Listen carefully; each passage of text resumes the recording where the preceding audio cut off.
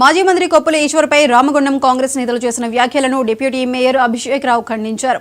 కొప్పుల ఈశ్వర్ రాజకీయ అనుభవం అంత వయసు లేని కాంగ్రెస్ నాయకులు ఈశ్వర్తో పాటు మాజీ ఎమ్మెల్యే కోరుకంటి చందర్ ఆరోపణలు చేయడం సిగ్గుచేటన్నారు.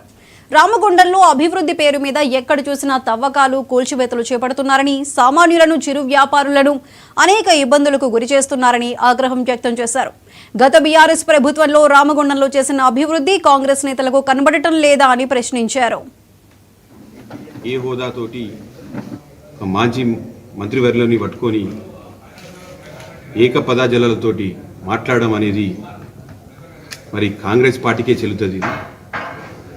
ఇతరులను ఎప్పుడు కూడా గౌరవించుకొని ఇచ్చిపుచ్చుకుంటేనే ఒక ప్రజాప్రతినిధులకు ఉండేవారికి అందరు కూడా ఒక గౌరవం ఉంటుంది.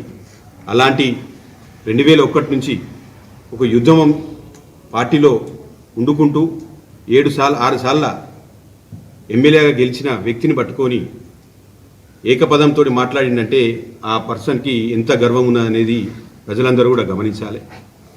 గౌరవ ఎమ్మెల్యే గారు పోయి అడిగినప్పుడు ఖచ్చితంగా ఇక్కడ మెడికల్ కాలేజ్ కావాలనే దాంట్లో తనే కూడా ఇలా చిత్తశుద్ధితోటి మెడికల్ కాలేజ్ తీసుకురావడం జరిగింది.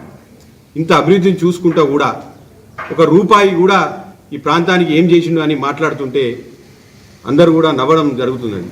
వాళ్ళు ఈ ప్రజలందరినీ కూడా ఒక మభ్యలో మేము 300 కోట్లు తీసుకొచ్చినాం, ఇక్కడ ఏదో చేయబోతున్నాం, ఏమో చేస్తున్నామని దాదాపు 2 నెలల నుంచి 3 నెలల నుంచి అంటున్నారు తప్ప కానీ ఒక రూపాయి నిధులు కూడా ఎక్కడ కూడా కేటాయించి పనులు చేసే విధంగా కూడా ఎక్కడ కూడా కనబడట్లేదు.